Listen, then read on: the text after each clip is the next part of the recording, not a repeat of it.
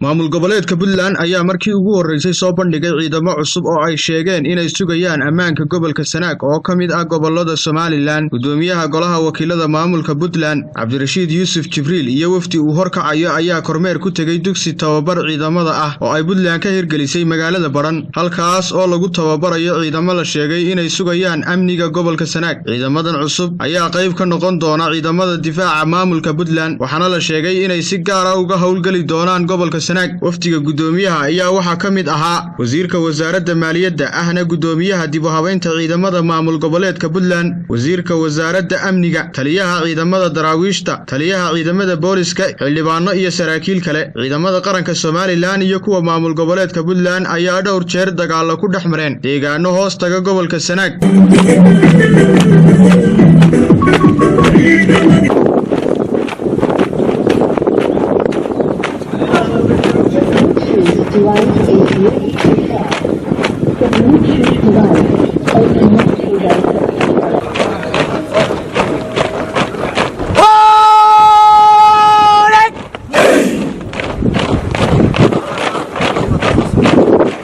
intaas kadib mas'uuliyiintan uu hogaaminayay gudoomiyaha golaha wakiilada ayaa waxa ay warbixin ka dhageysteen taliyaha dugsiga General Green Cornel Sahal Farax Raage. ciidanka sidaad ogtihiin taliya waxaan tababarka u furay 22kii bishii 11aad 2020. muddada uu tababarka ku jiraa waa muddo yar oo kooban, waa 2 bilood, ma aha 2 bilood kaliya ee 24 saacadood. ciidankani 19 saacadood oo ka mid ah wuxuu u taagan yahay taliya tababar habeen iyo maalin.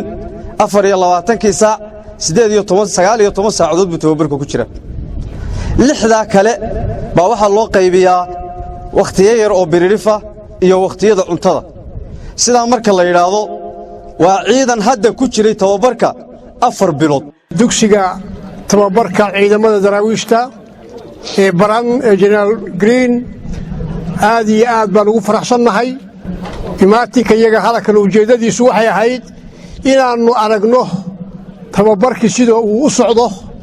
tababarkii waa socday, dugsigu waa furan yahay, waqtigii xilitaankana lama gaarin. waxaanu u nimi waxa weeye inaannu u kurgallo xaaladda dhabta ah ee dugsiga iyo ciidanka ku jira.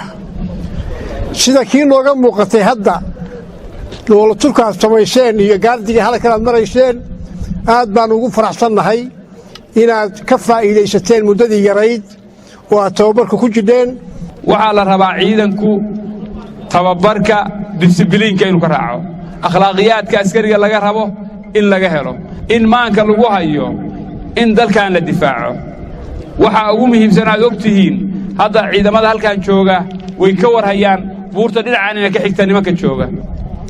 inaad nabad ku seexataan ma ogola, deegaanka niman u dhashay ma aha, waa shabaab oo ka warhaysaan oo dadkii deegaanka ku yiri meesha ma imaan ka dhaan, wax kama samayn ka dhaan oo ma tagi ka dhaan, oo masaajidka ninka ku tukanaya dilaya oo laga weyn dilaya.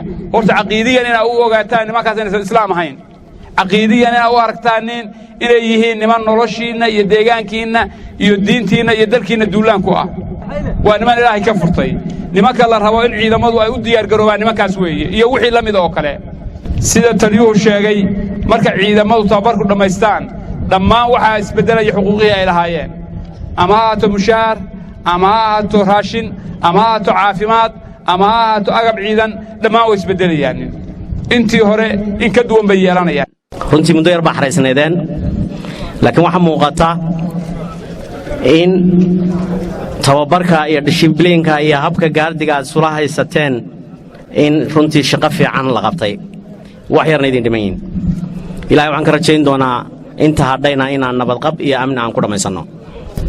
waxaa idinka rabaa inaa ilaalisaan oo dhug u yeelataan markaad tababarka dhammaysataan hannaanka iyo haybadda ciidankaba. waxaa la rabaa in la soo celiyo sharaftii iyo hannaankii ciidanku iyo haybaddu lahaan jiray. waad ogeedeen dowladdii Soomaaliya markii central governmentkii lumay waxa isku dhaxyaacay oo gabi ahaanba meesha ka baxay hannaankii ciidanku lahaa. maanta dowladda Puntland 22 sano hadday ku guuleysay in arrinta la dhaqaajiyo waa wax farxad leh madaxweynaha iyo xukuumaddiisana runtii waa ku bogaadinaynaa shaqada wanaagsan ay qabteen annaguna ka baarlamaan haddaanu nahay waan ku kor joogtaynaynaa oo isha ayaanu ku haynaa shaqooyinka socda wixii bogaadin mudanna waa lagu bogaadinayaa wixii sixtaan u baahanna waa lala saxayaa xukuumadda waa lagu kaabay